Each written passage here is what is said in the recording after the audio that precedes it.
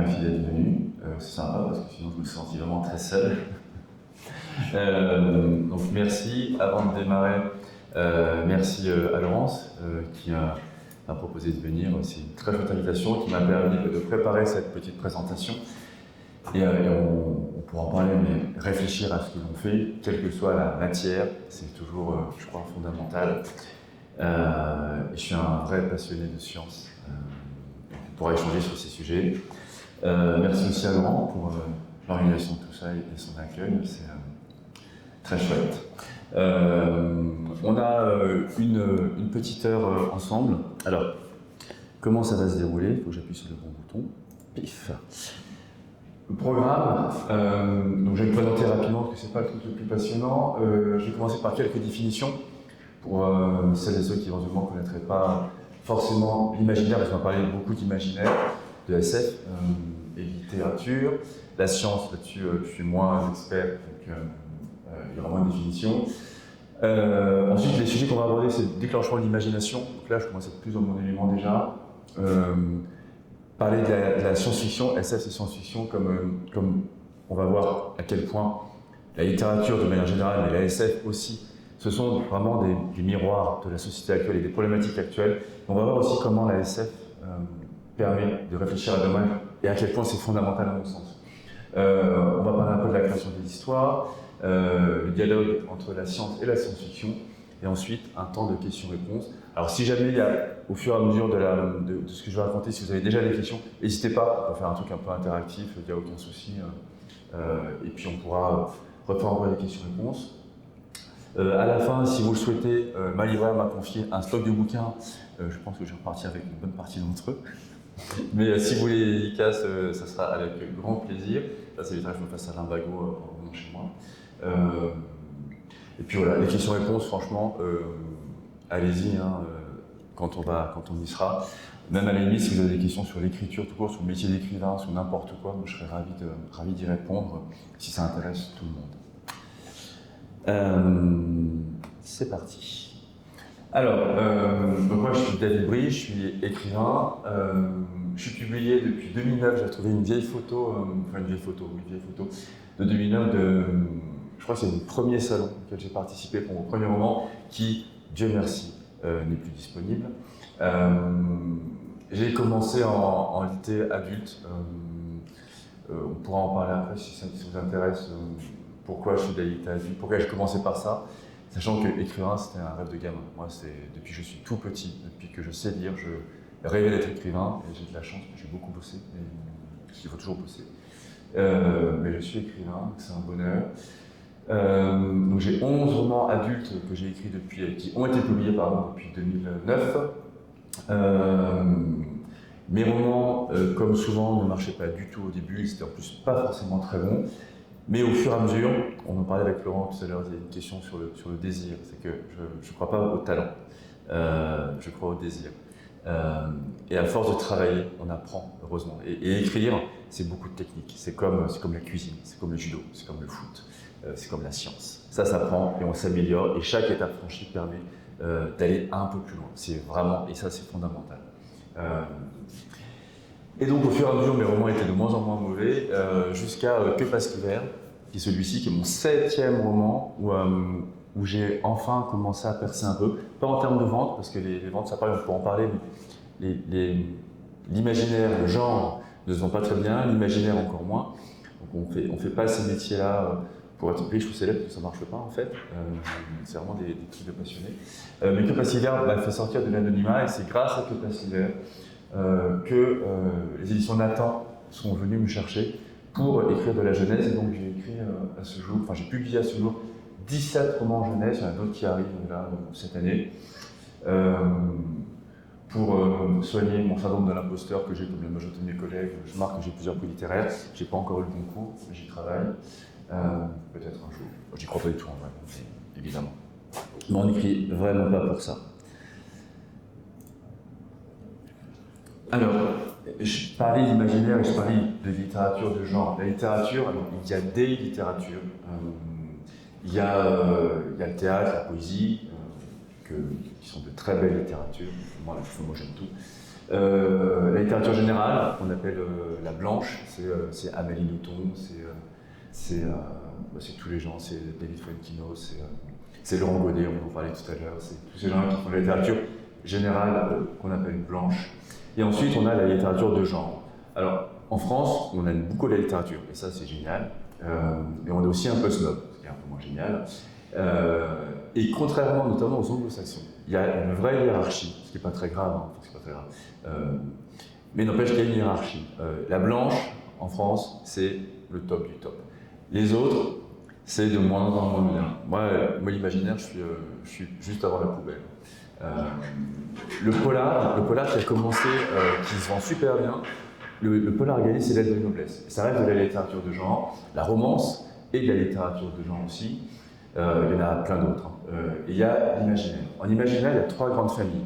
Après, il y a des experts qui pourraient vous parler, qui pourraient vous dire qu'il y a beaucoup plus de familles que ça, et qu'il y a des ponts, etc. Mais c'est vraiment des débats d'experts qui ne sont pas les plus intéressants, surtout quand on fait des généralités. Mais grosso modo, il y a 3 grandes familles en imaginaire. Il y a le fantastique. Donc, le fantastique, c'est l'histoire de vampires, de zombies, de fantômes. Le fantastique, c'est, grosso modo, c'est dans notre monde réel d'aujourd'hui, ou le monde réel d'hier, dans lequel on va faire intervenir un peu de surnaturel. Vraiment, c'est aussi simple que ça. Donc l'histoire de zombies, c'est du fantastique, Frankenstein, c'est du fantastique, Dracula, c'est du fantastique, parce que ça se passe dans notre monde, dans lequel on rajoute quelque chose de l'ordre du merveilleux, et on va en parler un peu du merveilleux, qui est un sujet passionnant. La fantaisie, c'est les dragons, la magie, les sorciers, c'est le Seigneur des Anneaux, c'est Harry Potter.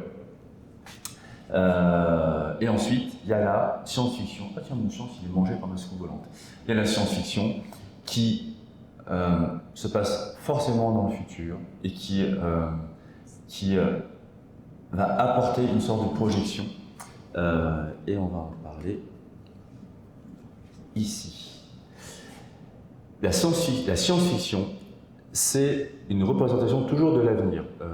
Sinon, ça va être du steampunk ou ce genre de choses, mais on va parler d'un avenir réaliste, c'est-à-dire que ça doit être toujours, même si on verra après différents types de science-fiction, c'est toujours posé sur un cadre réaliste et sur de la technologie. Vraiment, ça c'est fondamental.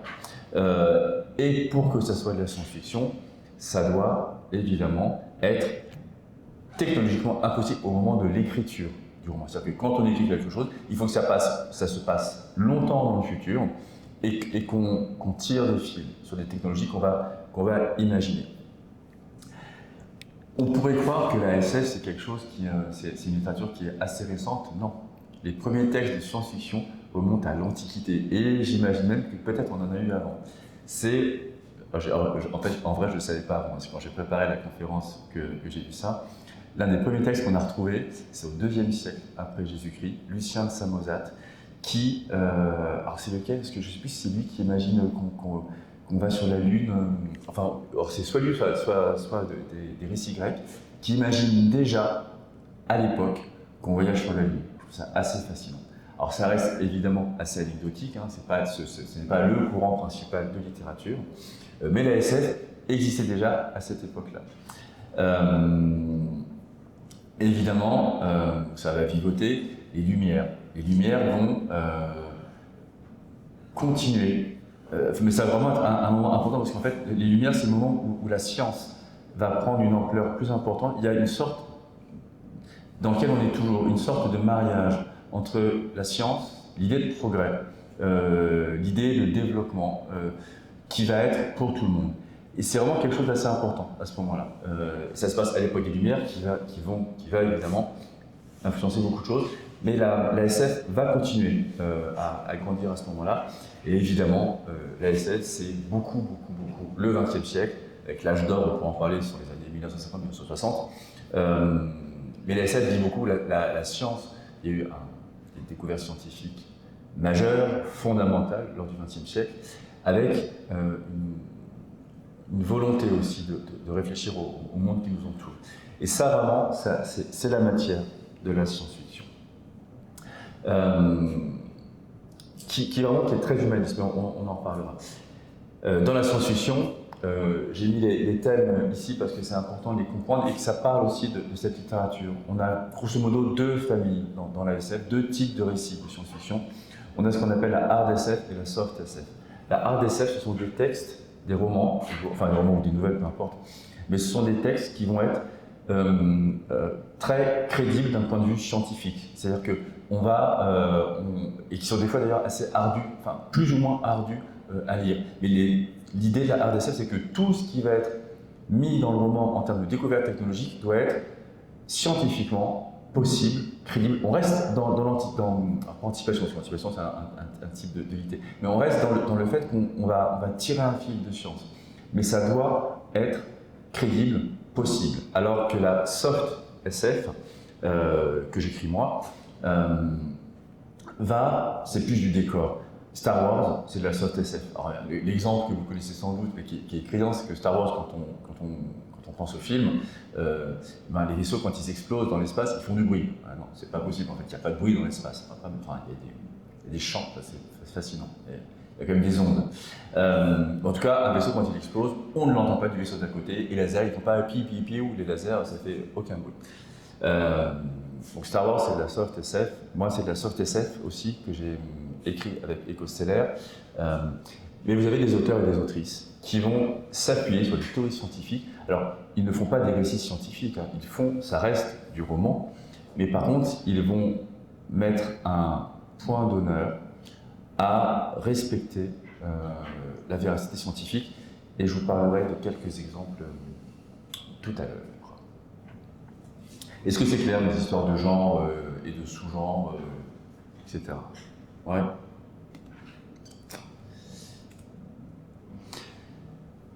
Alors, maintenant que j'ai posé un peu cette histoire de littérature et de genre et de science-fiction, quelque chose qui est assez fascinant quand on écrit, c'est comment est-ce qu'arrive un roman. Un roman, il peut arriver de plein de manières différentes. En littérature générale, alors j'en écris pas, mais j'en lis beaucoup, mais je vois ce truc où il y a des choses qui sont assez similaires. Mais on va utiliser le quotidien. La littérature générale, ça va être quelque chose qui n'est pas de l'ordre du merveilleux. Voilà, si je devais résumer ça, c'est que ce n'est pas de l'ordre du merveilleux. Le merveilleux, c'est quoi? Le merveilleux, c'est un moment avant l'intellectualisation, où en fait on va avoir un moment de surprise et d'incompréhension qui va précéder le fait de penser. C'est quelque chose que je trouve, moi, hyper touchant. Il y a une définition là, que j'avais trouvée d'un philosophe canadien, je crois, qui dit que le merveilleux, c'est avoir devant soi quelque chose à aimer plus qu'à comprendre. Et ça, dans toutes les littératures de l'imaginaire, je crois que c'est fondamental. Et ça marche aussi en SF, et je vais vous expliquer pourquoi.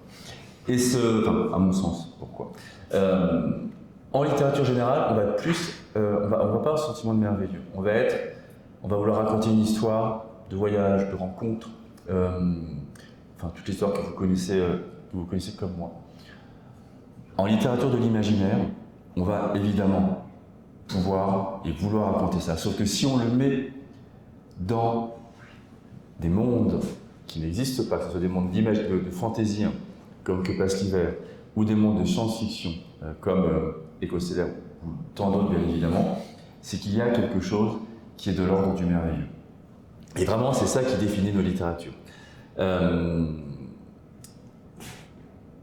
En littérature fantastique, on va dire, ok, on est là, et puis tout d'un coup, si je fais un roman merveilleux, un roman de fantastique, tout d'un coup, il y a un fantôme qui arrive, il y a une voix, où il y a quelque chose, où il y a un extraterrestre qui sort de la porte, là, qui fait « Salut David, je t'embarque ». Non, pardon, ça c'est pas du fantastique, c'est de la SF. Bref, c'est le fantôme, le fantastique. Si on parle de fantasy, évidemment, c'est là où on va faire venir la magie, qui n'a rien de scientifique, évidemment. Par contre, ce qui est important, et ça c'est valable que ce soit en fantasy ou en SF, ou même en fantastique, quel que soit le type de littérature, il y a la question de la crédibilité. Qu'on parle de magie, qu'on parle de vaisseau spatial, ou qu'on parle d'un roman même de littérature générale, il faut toujours veiller, ça c'est le travail de l'écrivain, à être crédible. Sans crédibilité, le lecteur il sort.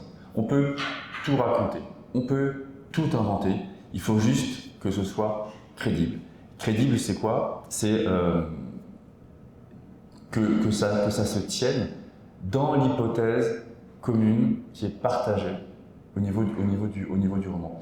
Si je vous dis que l'histoire se passe dans un monde merveilleux où les gens ont des ailes, c'est mon supposé, c'est mon point de départ. Et on se met d'accord là-dessus. On se met d'accord que dans mon histoire, ça va exister, donc il n'y a pas de sujet là-dessus. Mais si tout d'un coup, je fais venir une fusée spatiale qui atterrit alors qu'on était dans un système de magie, etc., ben en fait, ça va faire un décalage. C'est ça qu'il faut travailler. Alors, tout peut être écrit et raconté. Il faut juste toujours veiller à l'expliquer. Et ce besoin que ça fasse sens est fondamental dans la littérature. Sinon, le lecteur sort du bouquin. Et du coup, c'est un livre raté. Au niveau du déclenchement de l'imagination, en SF, c'est par exemple le temps. Bon, je vais en parler après, moi le temps c'est quelque chose qui me fascine, la question du temps et les travaux d'Einstein là-dessus, entre autres, même si je suis vraiment pas un spécialiste, mais c'est ça que je trouve intéressant dans les questions que je me pose pour moi en tant qu'écrivain. Et si le temps était une dimension comme les autres, c'est quelque chose qui est tellement qui sort du quotidien. Et c'est là où on va dire waouh, et qu'est-ce qui se passerait si? Pour revenir à la science, ce qu'il faut bien voir, et ce qui est super important, c'est que, je parlais tout à l'heure du merveilleux, du fait de se dire que c'est avant l'intellectualisation qu'il se passe quelque chose où on se dit waouh. Je ne sais pas si vous essayez de vous mettre à la place des gens qui, au Moyen-Âge, pensaient que tout tournait autour de la Terre, que le Soleil tournait autour de la Terre et que la Terre était le centre de l'univers. Et tout d'un coup, ces gens-là, on leur dit non, le monde il n'est pas comme ça. La Terre fait partie de quelque chose de gigantesque. Et c'est elle qui tourne autour du Soleil, et puis après on découvrira que le Soleil lui-même tourne autour d'autre chose. Le monde change complètement, et en fait c'est pas le monde qui change, c'est la compréhension et la vision du monde qui change complètement. La téléportation, il y a un truc dans Star Trek, qui est une série de SF, Star Trek, mais la téléportation c'est juste fantastique, se dire, et je crois que c'est dans, je ne sais plus si c'est Ravage, mais Barjavel a aussi parlé de téléportation. La téléportation, c'est le fait de couper cette barrière de l'espace, de pouvoir passer d'un endroit à un autre. Forcément, c'est incroyable. La fusion homme-machine, dont on parle aussi pas mal depuis quelques années, qui apporte des vrais sujets. Le fait de se dire, c'est que nous aujourd'hui, à notre époque, on parle de téléportation, on parle de fusion homme-machine, on parle de voyage dans l'espace, mais l'ouverture des possibles que cela provoque, c'est le même ouverture des possibles qu'a pu provoquer le fait de découvrir que la Terre n'était pas au centre de l'univers. Et c'est bien ça qu'il faut comprendre. Et c'est en ça, je crois que c'est ça le pont principal, ce qui provoque le passage de la science à la science-fiction. C'est que même vous, moi, n'importe qui, on va imaginer le futur. On va tirer ces fameux fils dont je parle, c'est ici. Et si demain, on pouvait faire une fusion, qu'on a déjà commencé à faire entre l'homme et la machine, et si demain, avec des implants neuronaux, on pouvait tout d'un coup échanger par la pensée, et si demain, on pouvait se téléporter. Sur la téléportation, il y a un truc que je trouve aussi fascinant, c'est, alors je ne sais plus de quelle particule il s'agit, mais quand deux particules sont intriquées, c'est-à-dire qu'elles sont liées de manière que je ne saurais pas vous expliquer. En tout cas, c'est trouver ces scientifiques. En fait, où qu'elles soient ensuite, à partir du moment où elles sont intriquées, quand on excite une des deux particules, l'autre, où qu'elle soit, elle est excitée aussi. C'est le début de la téléportation. Et c'est absolument incroyable. Et c'est à partir de là où l'écrivain et l'écrivaine va se dire « Ok, ce truc-là, je prends et je vais en faire une histoire. » Alors, ce qu'il faut bien voir, c'est que on reste dans la littérature. C'est-à-dire que dans nos histoires, on va raconter potentiellement la même chose que dans un roman de littérature générale. Éco-stellaire, celui-ci là, qui est du coup de la soft SF. Dans Éco-stellaire, si j'enlève la partie, si j'enlève le décor, c'est un roman qui parle d'un milliardaire qui possède un endroit, qui maltraite les gens, qui vivent et qui travaillent dans cet endroit, et que des rebelles dont ils veulent se débarrasser. C'est aussi une histoire d'amour, c'est aussi une histoire d'amitié, c'est une histoire de deuil. Mais en fait, mon histoire n'a pas besoin de science-fiction. Pourquoi est-ce que moi j'ai décidé de la mettre dans de la science-fiction? En fait, c'est l'un des points de départ, j'en parlerai après, mais il y a eu plein de raisons qui ont fait que j'avais voulu écrire ce roman. Et quand j'ai commencé à chercher le monde dans lequel j'allais écrire Éco-Stellaire, j'ai une idée qui m'est venue, où j'ai imaginé des aurores boréales dans le ciel, d'une planète qui est forcément lointaine, et dans ces aurores boréales, on pouvait voir nos souvenirs, sauf que si on les regardait sans protection, eh ben en fait, on mourait à petit feu, et on était irradié. Et j'ai trouvé ça merveilleux, dans le sens où j'ai trouvé ça beau, et avant de le comprendre, avant de lui donner un vernis réaliste et scientifique, j'ai trouvé ça beau. Et j'ai voulu raconter cette histoire-là. Et après, j'ai inventé tout le reste. Mais pour le point de départ, il est là. Et ce que je veux dire par là, c'est que toute l'histoire d'Éco-Stellaire aurait pu se passer dans le monde d'aujourd'hui. Sauf qu'il y a le merveilleux en moins. Le merveilleux, c'est quelque chose. Il y a Ursula Le Guin, qui est une très grande autrice américaine. Je vais en parler après aussi, juste avec un de ses titres. Ursula Le Guin, qui racontait, alors c'était surtout sur la fantasy, mais je pense que à mon sens, ça s'applique aussi à la science-fiction, qui disait qu'en fait, quand on écrit de la fantasy, on utilise beaucoup de concepts ou d'archétypes. Le dragon est un archétype. L'ogre, si je vous parle d'un ogre, on sait tous que c'est une créature qui est grande, qui est méchante, qui mange principalement des enfants. Il n'y a pas besoin d'en dire plus. Mais avec cette image de l'ogre, en fait, il y a toute une famille autour de l'ogre que, sans avoir besoin de décrire ou de nommer, on va pouvoir utiliser et faire ressentir. C'est un peu de la même manière que il y a tout un monde autour de chaque mot. La ville, si je parle de ville, on sait tous ce que c'est qu'une ville. Alors, nos représentations vont être, on est une dizaine, nos représentations vont être différentes, évidemment, mais il y aura quand même des choses communes. L'imaginaire, elle va prendre des choses qui sont encore plus ancrées. L'imaginaire, ce sont des littératures qui parlent de mort, qui parlent de dépassement de soi, qui parlent d'inconnu, qui parlent beaucoup du merveilleux, qui parlent d'amour. Et en utilisant tous ces archétypes-là, elle le croyait, et je le crois aussi, pouvoir toucher profondément le lecteur. En plus de ce que l'on va raconter, et de ce qui va peut-être se connecter au niveau des idées, il y a aussi des choses qui vont passer au niveau des tripes ou du cœur, et c'est assez incroyable. Pour revenir à la science, ce qui est fascinant avec la science, c'est qu'elle nous fait nous poser plus de questions qu'elle apporte de réponses. Les travaux d'Einstein, la mécanique quantique, tout ce qui est autour de la mécanique quantique, vous vous rendez compte? Enfin, moi je trouve ça, j'ai mis le mot vertige, je trouve que c'est vertigineux. Parce que toutes les questions qu'on se pose, le temps, si on pouvait voyager dans le temps, vous imaginez tous les impacts que cela aurait? Est-ce qu'on peut changer le passé? Est-ce qu'on peut prédire l'avenir? Mais si on prédit l'avenir, est-ce que ça veut dire que tout est écrit? Est-ce que ça veut dire alors dans ce cas-là qu'on a un libre arbitre ou pas? Et c'est une question qui est purement scientifique. L'univers, le Big Bang, avec l'expansion de l'univers, après les scientifiques, là, les astronomes sont en train de dire que après, il y aura peut-être une contraction. Alors est-ce que c'est quelque chose qui est infini? Et alors, l'histoire de la vie, sur ces milliards d'années, à quoi elle ressemble? Je reviens sur le lien entre l'homme et la machine. Pareil, jusqu'où ça va aller, qu'est-ce que ça va devenir? Et c'est là où on a ce vertige de se dire que tout est possible et qu'on n'imagine même pas, parce qu'il y a... Moi, je me souviens, ma grand-mère, elle est née à l'époque où il n'avait pas l'électricité ni l'eau courante.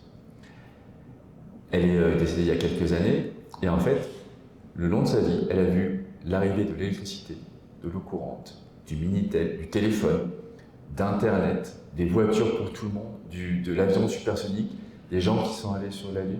Vous vous rendez compte à quel point le monde change et de plus en plus vite? Et c'est là où il y a cette sorte de vertige où on ne peut pas prévoir aujourd'hui, on est en 2026, Aucun d'entre nous, je pense, ne peut prévoir ce que sera le monde dans 20 ans, 30 ans. Mais forcément, quand on se pose un peu, quand on est intéressé par tout ce qui est découverte, recherche, on va essayer d'imaginer.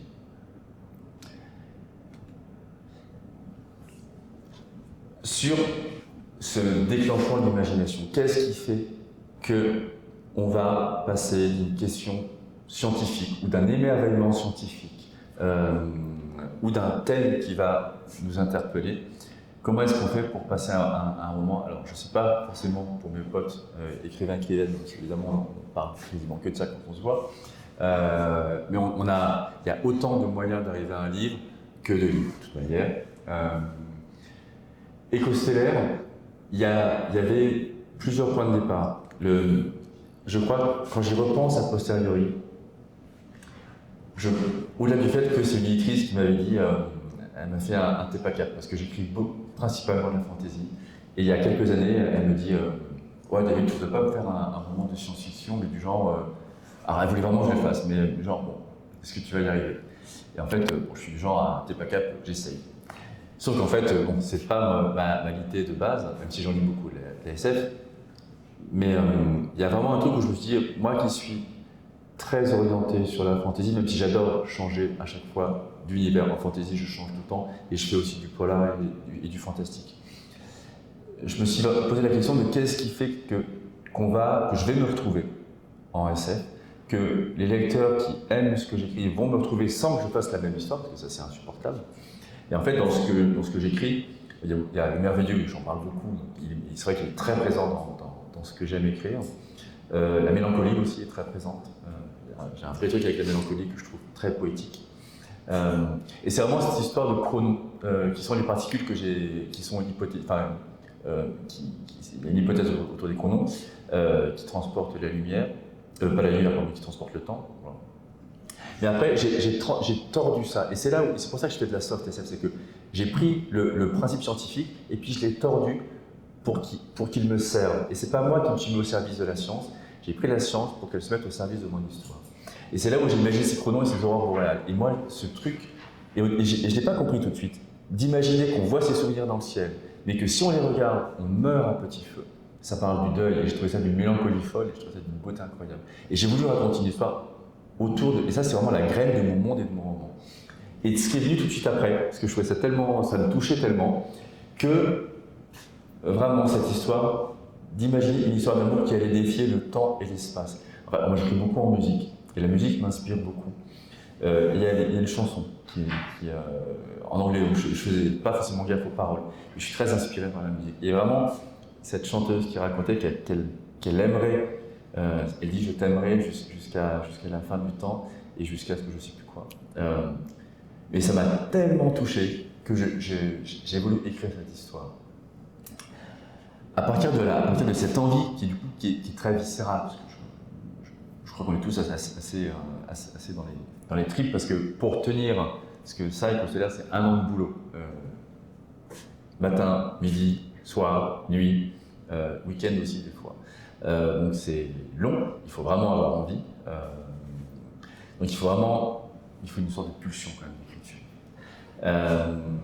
J'avais cette graine et ensuite j'ai travaillé, j'ai imaginé en prenant des sujets qui moi me tiennent à cœur. Et c'est pour ça qu'un roman avec un même sujet ne sera jamais le même avec deux auteurs ou autrices différents qui vont l'écrire. Parce que ce qui va nous toucher, c'est évidemment, et ce qui va nous toucher, nous animer, nous énerver et nous émouvoir, est toujours différent. Il y a quelque chose, toujours dans la science, que je trouve assez fascinant, et qui a été la marche suivante de ce roman, c'est Elon Musk, que je trouve assez fascinant comme personnage, détestable, mais ça c'est un avis personnel qui est évidemment que personnel, que voilà, dangereux, etc., machin, et qui veut coloniser Mars. Et ce qui me perturbe, c'est pas le bon mot, mais ce qui m'intéresse là-dedans, c'est que je me dis, l'homme le plus riche de la planète va coloniser Mars, alors que, à mon sens, mais là ce n'est que mon avis, qui ne vaut pas plus qu'un autre, c'est du collectif, c'est que moi je préfère le collectif. Et que donner ça à des intérêts privés, m'ennuie, ça me choque, alors forcément j'écris dessus. Et c'est ça que je voulais raconter. Je voulais raconter comment une planète peut appartenir à un milliardaire. Ce que je trouve fou, mais je trouve ça intéressant justement d'en parler. Et à partir de là, du coup, j'ai tiré le fil toujours. J'ai imaginé du coup l'expansion de l'homme, enfin, de la civilisation humaine terrienne, qui se fait au travers de sociétés privées. J'ai rajouté aussi, parce que ça c'est un de mes dadas, elle se fait au travers de sociétés privées, mais aussi au travers de la religion. Parce qu'il y a, toujours en lien avec le merveilleux, je crois, quelque chose où en fait, on pourra en parler pendant des heures de ces sujets-là, mais il y a quelque chose de l'ordre de la solitude et de la croyance. On est dans des sociétés de plus en plus individualistes. Il y a toute une histoire, enfin, vous pouvez le dire notamment, il y a, je crois que c'est Elias, qui est un philosophe allemand du début du XXe siècle, qui parle de la société des individus et qui explique comment, à force de se spécialiser, la société et l'individu tout devient de plus en plus atomique. Sauf que ce qui se passe aussi en même temps, alors je ne suis pas sociologue, mais ça aussi, je trouve ça assez passionnant, et je ne suis vraiment pas un spécialiste, c'est qu'en fait, il y a un sentiment de solitude. C'est que plus on est individuel et moins on est en connexion avec les autres. Et je ne peux pas m'empêcher de me dire que la religion, qui a beaucoup de travers, personnellement je suis athée et je le vis très bien, mais il y a un truc dans ce que propose la religion, qui propose une réponse un peu globale et qui propose surtout de faire partie d'un groupe. Et donc moi j'ai tendance à croire que la religion, ça paraît c'est un truc d'une sorte de prospective, c'est les auteurs et autrices, on a plein de radars qui marchent plus ou moins bien, plein d'antennes qui marchent plus ou moins bien, et moi je me dis qu'il y a quand même un truc autour de ça. Donc l'expansion qui soit à travers des religions et des sociétés.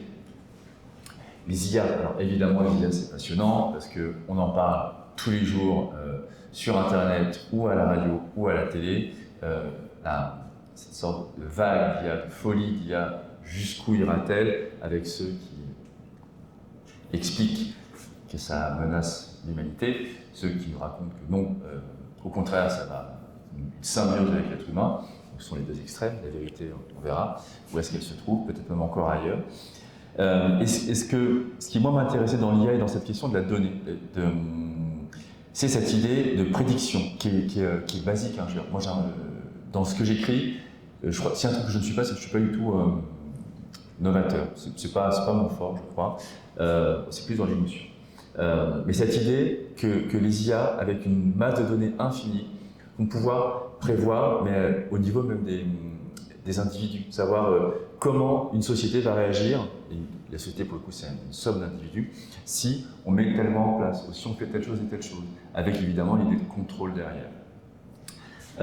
C'est ce que j'ai voulu raconter aussi dans Écostellaire, sauf que comme je suis profondément humaniste, ce qui m'a arrangé, et là aussi ça parle de la limite de la science et de la soft, c'est que le système où se passe mon roman, parce que imaginez que tout est écrit, ça me désespère personnellement, même si je trouve la question fascinante. Et ce qui est marrant, je fais un aparté, c'est qu'en fait, dans Que passe l'hiver, c'est de la fantaisie, hein. Ça ne parle que de choix, de destin. Et la question fondamentale de ce roman, c'est est-ce que le destin, est-ce que le futur est écrit? C'est un peu la même question dans Écostellaire. Et c'est en ça que je trouve que la littérature, c'est incroyable. Bref, ce que je racontais sur Écostellaire, ça se passe avec des chronos qui sont générés par une anomalie. Et ça, j'aime bien aussi cette idée de dire que même dans le futur, enfin, évidemment que la science, a priori, ne s'arrêtera pas. Il y aura toujours, chaque découverte, comme j'ai dit, fait se poser d'autres questions qui vont donner lieu à d'autres découvertes. Et donc là, les chronos sont émis par une anomalie. Personne ne sait trop ce que c'est. Et il se trouve que la particularité de cette anomalie et de ces chronos, au-delà de permettre le voyage spatial, au-delà de faire ces aurores boréales dans le ciel, en fait, il fausse les statistiques. Et c'est le seul système connu où les statistiques des intelligences artificielles sont faussées. Ce que moi, en tant qu'auteur et en tant qu'être humain, je trouve très rassurant. Et évidemment, je n'allais pas écrire un roman où tout est couru d'avance.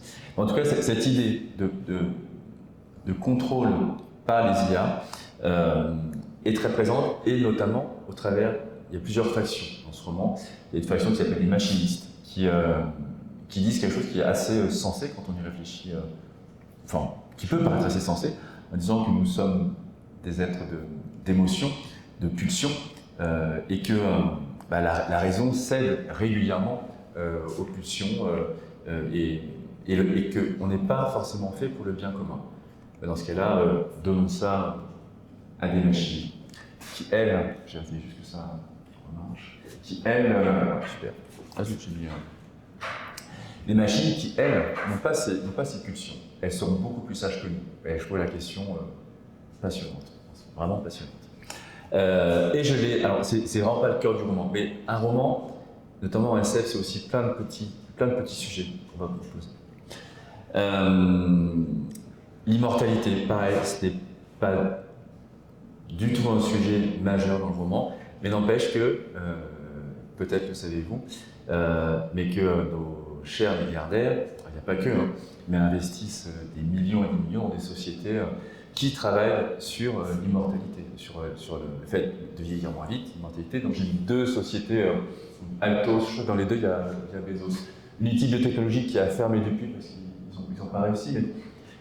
Et là aussi, moi en tant qu'auteur, en tant que citoyen, et là pour le coup ça parle de mes convictions personnelles, donc en plus ce ne sont pas des vérités, mais c'est de la même manière que Elon Musk qui veut coloniser Mars tout seul pour faire du profit, en fait l'immortalité, pourquoi est-ce que ce serait des milliardaires qui pourraient l'avoir? S'ils vont la rechercher, c'est évidemment pour le vendre derrière. La santé est une marchandise, l'immortalité le sera aussi de manière bien évidente, et que ceux qui en profiteront, on est tous d'accord que ça sera les Bezos, etc., avant que ce soit ma voisine qui s'occupe de son potager et qui ne demande rien à personne. Dernière chose là-dessus, c'est la planète B. C'est que quand j'ai imaginé la SF, et notamment on appelle ça le planète opéra, ça se passe sur des planètes, et puis l'expansion de la... il y a des bouquins absolument extraordinaires où on va imaginer plein de planètes, des planètes océans, des planètes où on peut vivre. Il y avait tout un débat, on l'a un peu moins en ce moment, mais quand j'ai écrit Éco-Stellaire, c'était la fameuse planète B. C'était il n'existe pas de planète B, alors il faut se préoccuper de la Terre. Dans toutes les planètes qui sont colonisées par l'homme, il n'y a aucune planète où il est sympa de vivre. C'est toujours des planètes difficiles, où il est toujours plus facile de mourir que de vivre. Mais ça, c'est juste parce que j'avais ce truc en tête, que j'ai toujours d'ailleurs, de pas de planète B. On ne va pas imaginer que la solution au dérèglement climatique, c'est se barrer, parce que, une fois de plus, que je crois, et je ne dis pas que j'ai raison, mais si on se barre, évidemment, ce n'est pas les gens les moins puissants qui se barrent en premier, c'est, vous savez. Ça, c'est Éco-Stellaire. Et ce que j'ai mis ensuite, c'est flouté que ça, en fait, parce que j'ai déjà en tête mon prochain roman. Alors, j'écris toujours. Là, je suis en train d'écrire un autre roman adulte qui sera pas celui-là, puis après, j'ai de la jeunesse que je vais écrire aussi. Mais ce roman-là, je vais l'écrire sans doute l'an prochain. Et j'ai déjà quasiment toute l'histoire en tête. Et pourquoi est-ce que j'en parle là? C'est que le point de départ de ce roman, c'est une fois de plus, et c'est là où, en fait, comment naissent les histoires. Le point de départ de ce roman, c'est le temps. C'est ce fameux truc d'Einstein dont j'arrête pas de parler, que je ne comprends pas forcément, et que je ne cherche pas forcément à comprendre d'ailleurs, parce que l'imagination me suffit, et que mes textes, une fois de plus, ne sont pas des textes scientifiques, ce sont des textes romanesques. Et c'est de la fiction. L'idée, c'est de travailler le temps comme dimension, de parler du temps comme dimension. Et c'est toujours ce qu'il y a dans le Passivaire, ce qu'il y a aussi un peu dans le Chant des gens, et ce qu'il y a dans l'Éco-Stellaire. Cette idée du libre arbitre, et est-ce que le futur est déjà écrit? Et ce roman, qui va s'appeler L'homme fragmenté, va raconter l'histoire d'un scientifique, pour le coup, dans le futur, d'un futur assez proche, qui va vivre une existence fragmentée dans le temps. Et ce qui me touche profondément là-dedans, c'est cette idée de se dire que tout est peut-être déjà écrit. Et que, je suis fasciné par la mort, parce que la mort, c'est la fin de tout, évidemment, ça je ne vous apprends rien, mais ça parle aussi de qu'est-ce qui vaut la peine d'être vécu avant de mourir, qu'est-ce qui vaut le coup de se sacrifier. Ça parle de tellement de choses. Et j'ai cette idée une fois qu'on est face à la mort, de faire une sorte de retour arrière sur tout ce qu'on a vécu et fragmenter ça. Je trouve ça passionnant. Je trouve ça, il y a vraiment un truc qui, moi, me fascine et je trouve ça extrêmement mélancolique parce que c'est les amis qu'on rencontre, que l'on perd, c'est les proches, c'est les disputes, c'est les bonheurs qui par essence est fugace, ce qui est normal, ce qui peut être triste, mais qui n'est pas forcément, qui n'est pas que triste. Et c'est tout ça que je veux mettre dans ce livre. Et voyez, ce que je veux vous expliquer au travers de ça, c'est que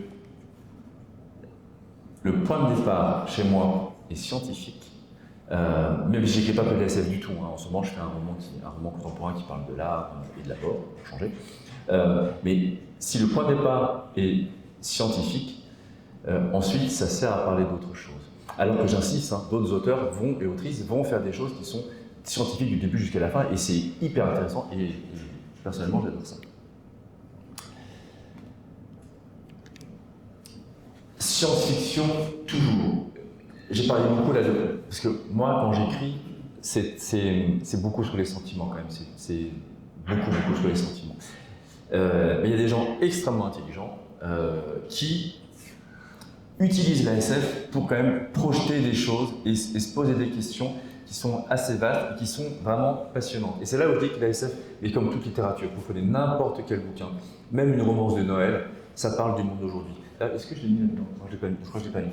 Mais c'était en décembre, j'ai une copine qui s'appelle Karine Pont, qui est géniale, qui fait beaucoup de romans de Noël.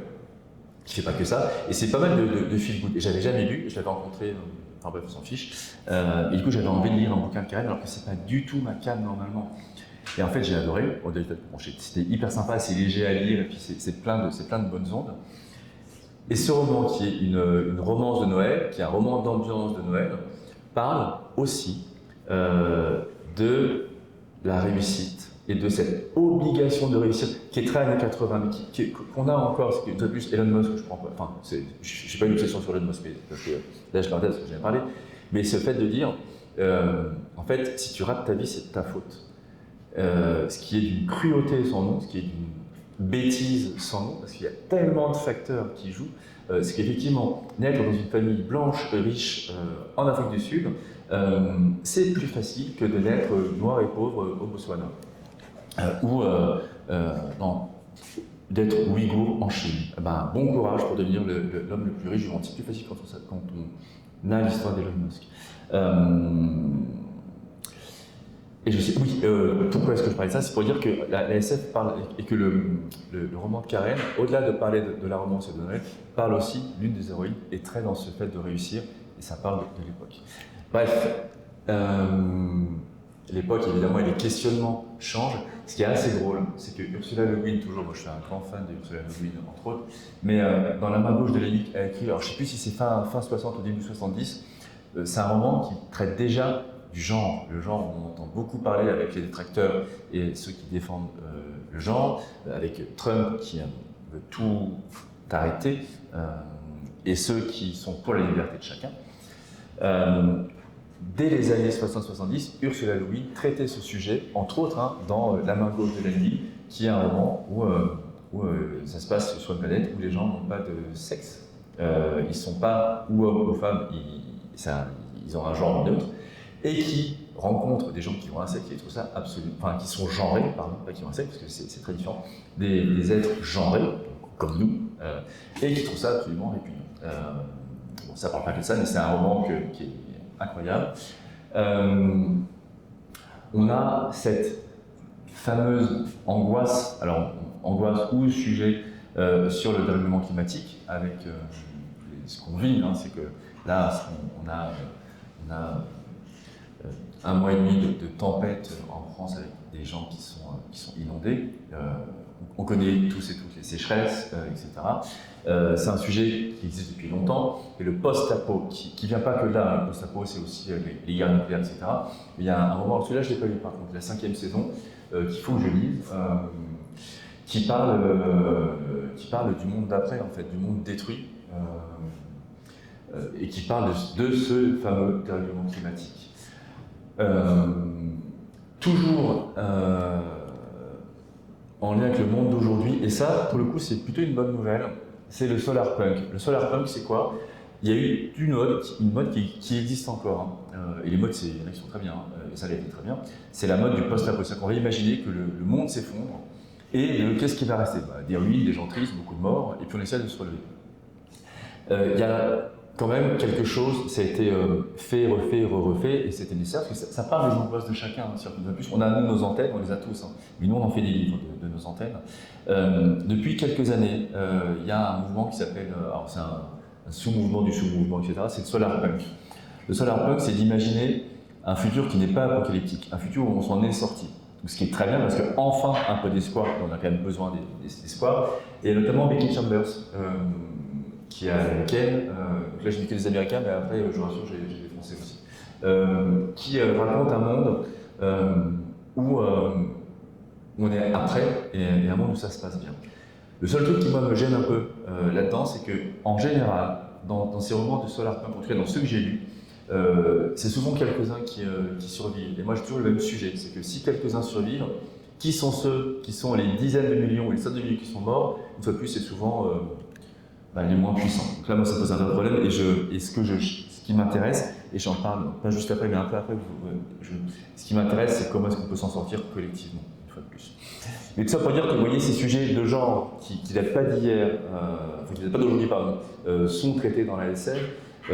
Et ces sujets de société sont traités par la SF, qui parle des sujets d'aujourd'hui, mais aussi, évidemment, la SF va parler des sujets de demain.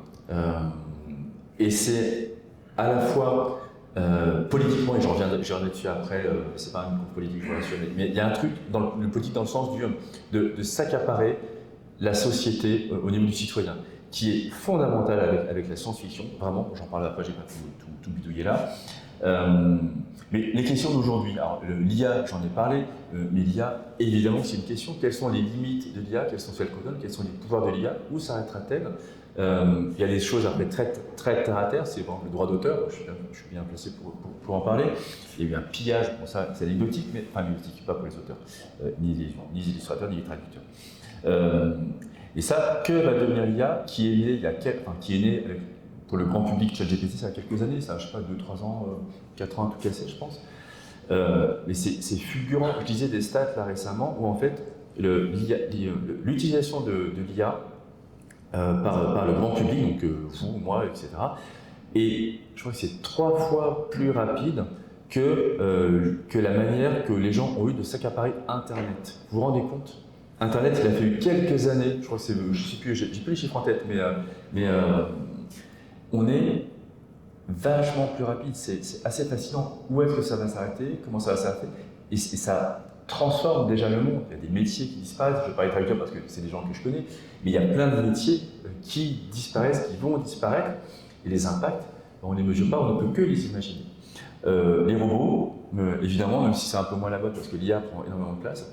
Le transhumanisme, c'est est-ce que la machine, que ce soit IA ou autre, va se mêler au corps humain et est-ce qu'on sera toujours humain? Ce qui philosophiquement est passionnant, en termes d'éthique, ça ouvre des débats qui sont juste incroyables. Mais ça, en fait, ce qu'il faut bien comprendre, c'est que ça, c'est le monde d'aujourd'hui.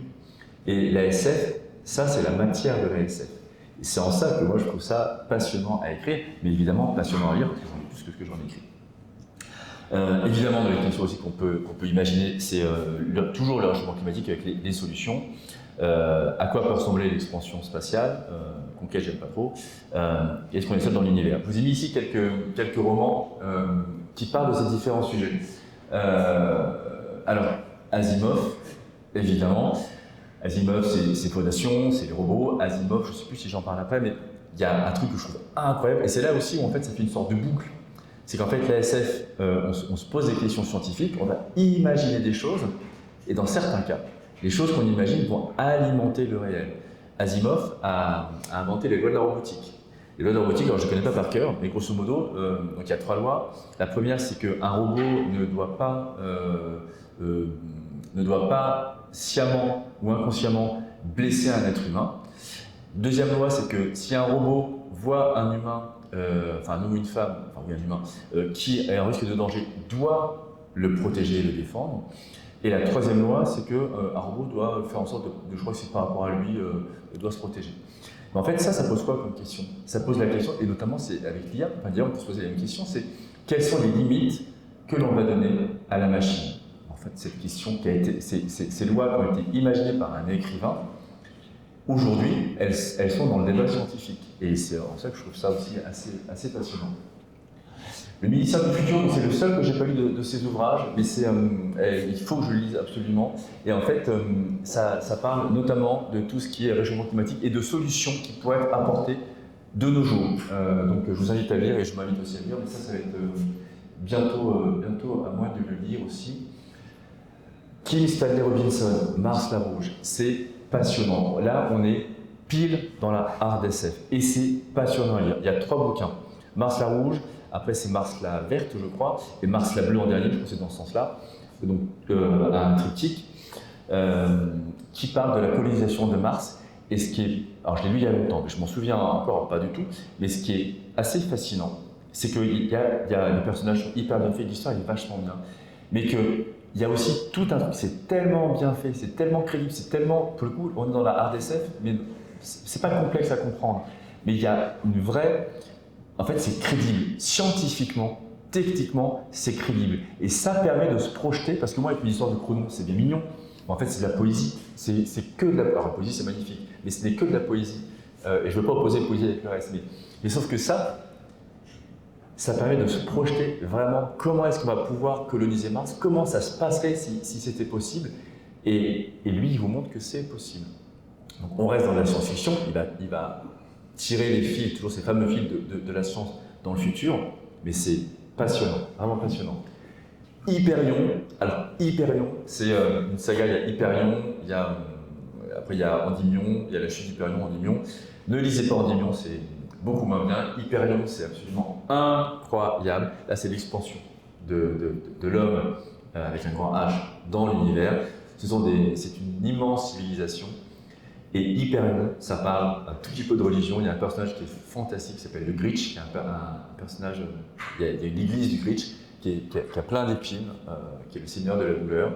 Et dans un monde de science-fiction, c'est magnifiquement fait. Et surtout, il y a le technocentre. Ce sont des... Alors, il ne parle pas trop d'IA, je crois. Je l'ai lu il n'y a pas longtemps, mais je ne crois pas qu'il parle d'IA. Mais c'est bien ça, par contre, dont on parle. En fait, l'humanité s'est développée grâce au technocentre, on ne sait pas où c'est. Mais c'est une zone en dehors de la réalité, où il y a toutes les machines qui vont permettre le voyage, une sorte de téléportation, un partage distant, le voyage dans l'espace, la communication instantanée. Et ce roman parle de manière magnifique de ces sujets de croyances, mais surtout de technologie. C'est passionnant, Hyperion. Et un dernier roman que je vous ai mis, qui est un peu particulier, La Nuit du Faune, de Romain Ducazeau, qui est un auteur français, Romain Ducazeau. C'est un roman qui est assez court, c'est de la SF, mais c'est de la SF philosophique, qui raconte, ça serait pas si je devais le résumer, c'est l'histoire de la vie dans l'univers. C'est passionnant, c'est très beau, c'est très poétique. C'est un faune qui va rencontrer une jeune fille en haut d'une montagne, alors que la Terre est en ruine et il n'y a quasiment plus rien, il y a juste une petite bulle.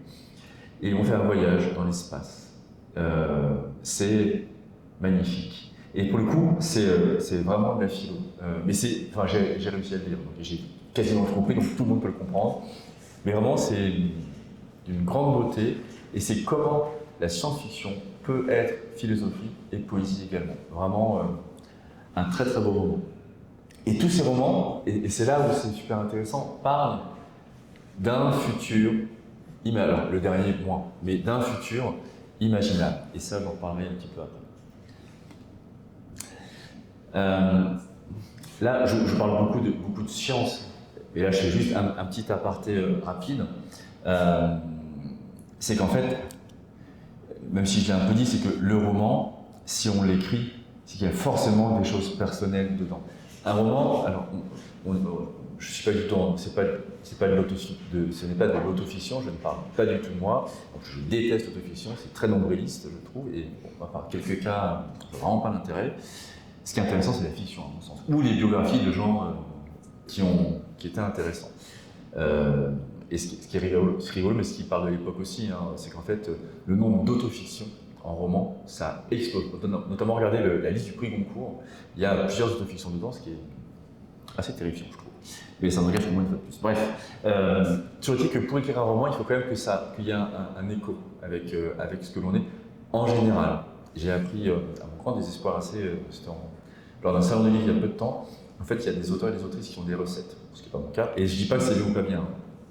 C'est-à-dire que moi, je ne sais pas et je n'ai pas envie d'écrire en dehors de ce que j'ai en moi. C'est-à-dire que c'est mes colères, mes espoirs, les choses qui me rendent triste, les choses qui me rendent heureuse. Et c'est ça que j'utilise pour écrire mes romans. La rébellion dans l'écho stellaire, en fait, je pense, je suis avec les rebelles et je pense comme eux. Et du coup, je prends en moi et je me révolte et c'est ça que je raconte. La princesse au visage nu, c'est un polar avec un peu de fantastique et contemporain. Ça raconte l'histoire, qui n'est pas la mienne du tout, hein, mais d'enfants maltraités qui deviennent adultes. C'est un roman pour adultes. Hein. Et ça pose la question de est-ce que quand on a été maltraité en étant enfant, est-ce qu'on peut devenir un adulte heureux?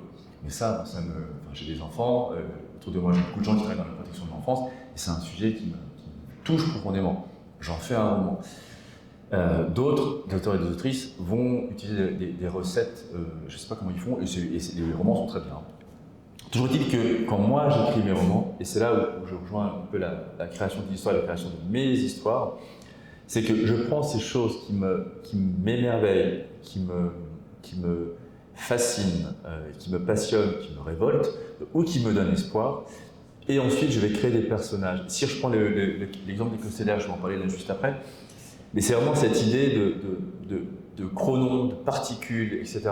Et puis tout de suite, je reviens à une histoire d'amour.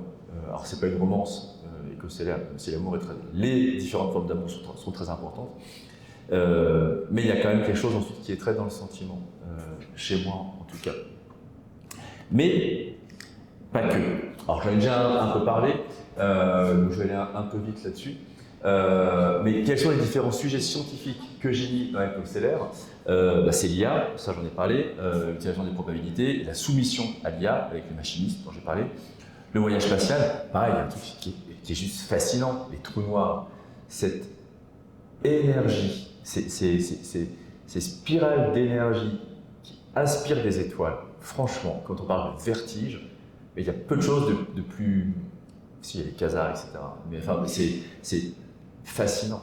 Comment ne pas être saisi de vertige devant la puissance d'un trou noir? Après, il y a les trous de verre. Il y a cette fameuse théorie qui dit que l'univers que l'espace peut être plié et qu'en pliant l'espace, c'est comme une feuille de papier. Mais en fait, on peut voyager d'un point à un autre beaucoup plus rapidement parce que le voyage spatial avec la vitesse de la lumière est très problématique. La santé avec l'immortalité, aussi la régénération cellulaire qui est dans le sujet. Ce sujet de singularité, je ne sais pas si vous avez déjà entendu parler de la... Je parle très vite parce que je suis passionné plus le temps passe. La singularité, c'est le moment où l'homme et la machine vont être fusionnés. Donc il y en a qui ne jurent que par ça, en disant on va être sauvé avec la singularité. Bon, est-ce qu'on sera toujours humain? Si ça arrive, c'est une question passionnante. Les ondes électriques, pareil, parce que tout à l'heure je parlais des chronons. Les chronons, du coup, chaque personne qui voit les chronons dans mon roman voit ses propres souvenirs. Alors, une fois que j'ai eu envie de faire ça, j'étais bien embêté, il fallait quand même que je trouve scientifiquement un début de moyens techniques de le faire. Et du coup, je me suis intéressé aux ondes cérébrales. Je ne suis pas du tout spécialiste, mais ce sont des ondes électriques, donc j'ai imaginé que les ondes électriques des cerveaux allaient rentrer en connexion avec les chronons, et c'est ça qui provoquait les aurores, les souvenirs de les aurores boréales. J'en parle pas forcément dans le roman, je l'explique pas forcément comme ça, et je l'explique assez peu parce qu'en fait, en vrai, dans le roman, on s'en fout. Par contre, il faut, je vous rappelle, qu'il y ait un fond de crédibilité, parce que sinon, ça devient de la magie. Or là, j'ai un vernis de science-fiction. Je ne peux pas faire n'importe quoi. Le dérèglement climatique, la Terre, on en entend un peu parler dans l'éco-stellaire, la Terre est ravagée par les révoltes et par les problématiques du dérèglement climatique. Et j'en ai parlé tout à l'heure déjà, cette fameuse anomalie dont on ne sait pas encore ce que c'est. Et cette idée, là, du fait que j'aime bien qu'on ne puisse pas tout expliquer, évidemment, la science avançant, il y aura toujours de nouvelles questions. Voilà, après, soft SF, parce que je ne reste pas, contrairement à Mars la Rouge, ce n'est pas l'aspect scientifique qui m'intéresse, je suis vraiment dans l'aventure et dans le sentiment. Je regarde juste l'heure. Oh mon Dieu, ça fait déjà 1 heure. Je vais accélérer un peu. De toute façon, je suis quasiment à la fin. Mais ça, c'est super important. Et je crois que s'il y a une raison pour laquelle je suis ici, et s'il y a une raison pour laquelle il faut lire de la SF, c'est celle-là. La science-fiction, c'est de la littérature, c'est évidemment c'est de la fiction, c'est une histoire qu'on invente, c'est pas du tout un traité scientifique, c'est pas du tout un traité politique. Par contre, on l'a vu, je l'ai expliqué, je ne vais pas le répéter, c'est un lien avec la science. Et j'aime beaucoup cette expression, c'est-à-dire qu'elle est fille des deux. C'est-à-dire que la science-fiction, elle est fille de la littérature, on est dans la littérature, mais elle est fille de la science aussi. Et c'est pas une fantaisie, c'est-à-dire que ce n'est pas n'importe quoi. Même dans Éco-Stellaire, qui est de la soft SF, même dans Star Wars, il y a quand même des choses, il y a le voyage dans l'espace, il y a les systèmes, enfin les exoplanètes, quels sont les systèmes politiques qu'on va mettre dessus, comment vivent les gens, comment mangent les gens. Mais évidemment, ce n'est pas une prédiction. On s'amuse souvent à dire « Oh là là, le bouquin qui a été écrit il y a 30 ans, il avait déjà imaginé ça. » Non, c'est du hasard. Moi, dans ce que j'imagine, peut-être ça arrivera un jour, mais on ne peut pas le savoir. En fait. Mais du fait que la SF utilise des questions technologiques, utilise des avancées scientifiques, et je l'ai dit, c'est que moi, ça me fait tilt dans ma tête sur des choses, et ça va me faire raisonner avec la science, et c'est là où je vais réfléchir, où je vais proposer des lectures qui sont personnelles, mais je vais en faire une aventure évidemment, dans la science-fiction. C'est vraiment un lieu, pareil, c'est entre le savoir et l'imagination, c'est les deux à la fois, et c'est là où c'est passionnant. Et c'est un espace de liberté intellectuelle, c'est que l'ASF va utiliser des avancées technologiques pour imaginer demain. Si on n'a pas cet espace-là, alors évidemment, il y a la télé, la radio, etc., mais il y a aussi l'ASF. Si on laisse les débats sur l'utilisation de la technologie aux seuls scientifiques et aux seuls politiques, on est mal barré. C'est un sujet de démocratie, en fait. C'est que de quelle manière on va utiliser l'IA, quelles sont les limites que l'on doit poser à l'IA, quelles sont les limites éthiques ou politiques qu'on doit poser à l'invasion de la machine dans le corps. Le voyage Mars, est-ce qu'on doit laisser ça à des milliardaires ou à des gens etc. Et pourquoi pas, enfin, moi j'ai mon avis, mais il n'est pas meilleur qu'un autre, mon avis. Mais en tout cas, le fait de se poser la question, c'est un acte politique, c'est un acte citoyen.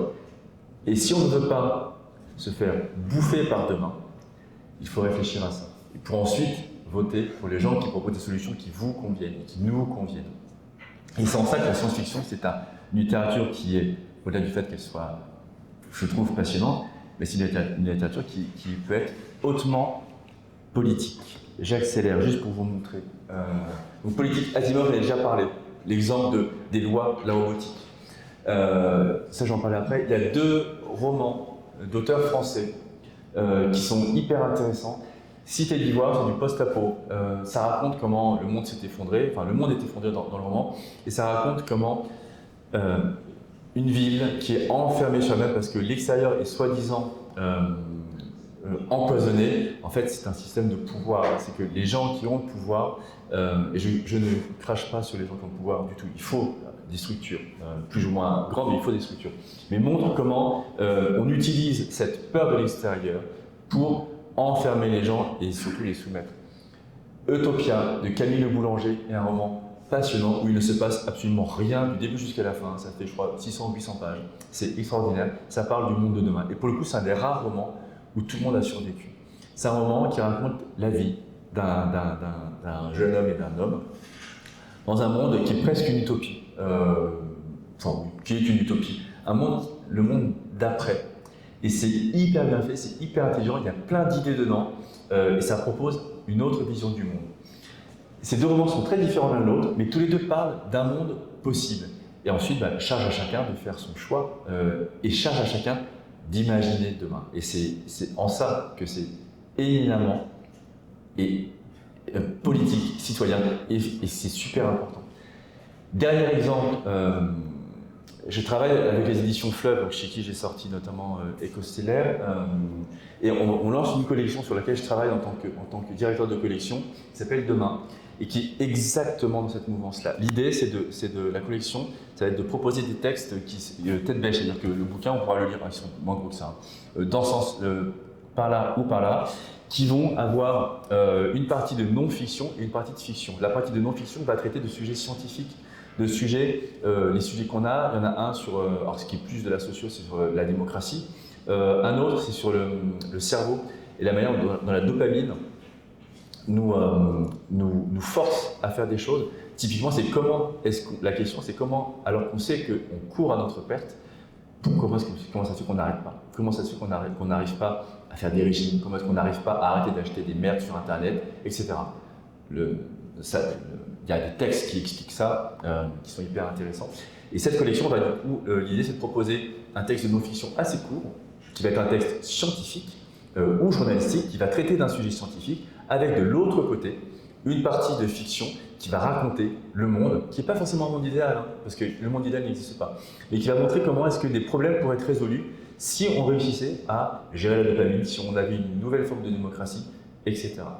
Donc cette collection, on y travaille en ce moment, les premiers ouvrages ne sont pas avant 2000, je pense que ce sera 2027, peut-être plus 2028, mais typiquement, c'est là que je parle du dialogue de la science et de la SF, et avec les citoyens et citoyennes, on est à fond dedans. J'ai été bien, mais en fait, à chaque fois je dis je vais tenir, en fait je ne tiens jamais, je suis très bavard.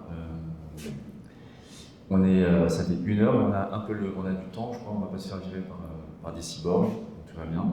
Est-ce que vous avez des questions sur tout ça?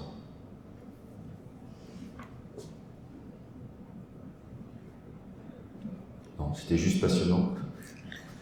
Oui. J'ai pas compris la manière de vous formuler la question sur le temps en disant est-ce qu'on peut envisager le temps comme une dimension et le phrasé de cette...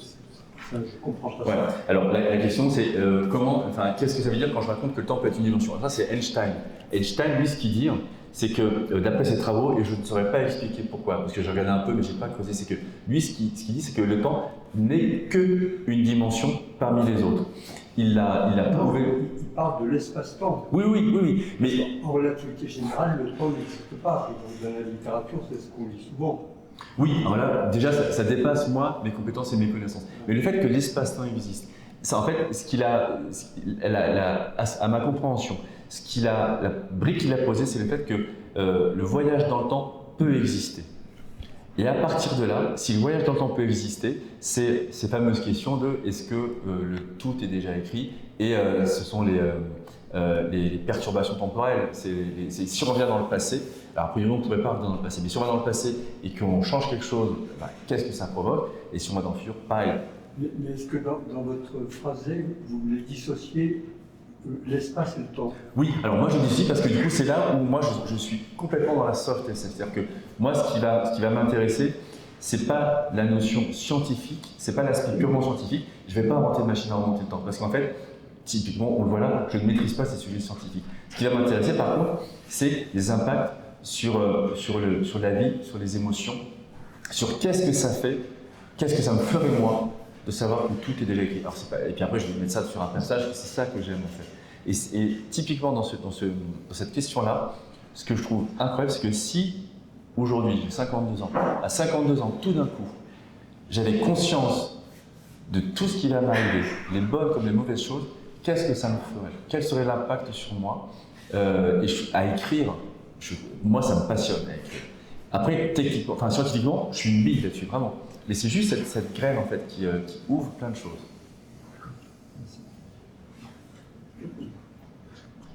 Est-ce qu'il y a d'autres questions? Non? Eh bien, je vous remercie beaucoup. Merci encore Laurence. Merci Laurent pour votre accueil. La couverture, elle a été écrite comment? Administrateur. D'accord. Ah oui, c'est Pascal Casolari qui l'a créé, qui fait beaucoup de couvertures de SF. Oui, non, pour le coup, il est hors de question de travailler avec une couverture faite par une IA. Mais elle s'est inspirée du contenu? Ah! Alors, ça, c'est la fameuse question sur les couvertures de livres. Oui et non. Alors, en fait, comment ça se passe? C'est l'éditeur, toujours, qui fait un brief, on appelle ça un brief. Moi, je suis pas du tout dans la boucle. On ne l'est jamais en tant qu'auteur, au début. Donc, l'éditeur fait un résumé du roman aux illustrateurs qui n'ont pas le temps de lire ça. et c'est pas leur métier. Donc à partir d'un résumé, l'illustrateur va faire des propositions de couverture que généralement on nous soumet. Là, je l'ai eu, elle était quasiment finalisée. Mais des fois, c'est juste un crayonné en noir et blanc. Et ensuite, on dit si on est d'accord ou pas. Et ce qu'il faut voir, c'est que la couverture d'un roman, ça commence à être commercial. Moi, mes romans sont pas du tout commerciaux. Moi, j'écris pas en me disant il faut que ça vende. Je m'en fous. Moi, j'écris ce que j'ai envie d'écrire. Et c'est une démarche qui n'est pas commerciale. La quatrième couverture et la couve, sont des argumentaires commerciaux, et c'est pour ça que c'est pas nous qui le faisons en général. Et pourquoi je dis ça, c'est que autant les couleurs, l'espace, c'est une beauté. Quand on regarde les photos de Hubble et tout ça, c'est une beauté. Je sais plus comment ça s'appelle, c'est les colonnes de Dieu ou la main de Dieu. Enfin, c'est une beauté incroyable, rendu des couleurs. Et j'en parle beaucoup parce que je trouve ça tellement beau. Et Noam, qui est le personnage principal de cette histoire, il est aussi émerveillé par ça. Donc, je lui donnais mon émerveillement de ça. Donc les couleurs, c'est exactement ça. Le vaisseau ne ressemble pas du tout au vaisseau qu'il y a dans l'histoire. Ils ont voulu faire un vaisseau qui ressemble un peu au vaisseau d'Albator. En fait, la planète où ça se passe, c'est une planète où il y a très peu de métal, où tout se corrode, tout se rouille. Et les vaisseaux, c'est des sortes de gros cargos moches, etc. Pas du tout comme ça. Mais donc j'ai dit à mon lectrice, bon, t'es sûr que. Elle dit, ouais, la couve, elle est super terrible. Je dis, bon, bah d'accord. Parce que là, je sais que c'est plus mon métier. Et puis, moi, j'aime bien bosser avec d'autres personnes et je leur fais confiance. Et vraiment, elle est éditrice, elle sait ce qu'est une bonne couverture. Voilà. Moi, mon travail, c'est de faire le meilleur texte possible. Et son travail, c'est de faire la meilleure couve possible avec l'illustrateur. Mais c'est celui qui est, pour le coup, le plus éloigné que passe l'hiver. La couverture de Que passe l'hiver, elle est d'une fidélité incroyable, à la fois dans l'ambiance, dans les personnages, dans les couleurs. C'est un résumé magnifique du roman.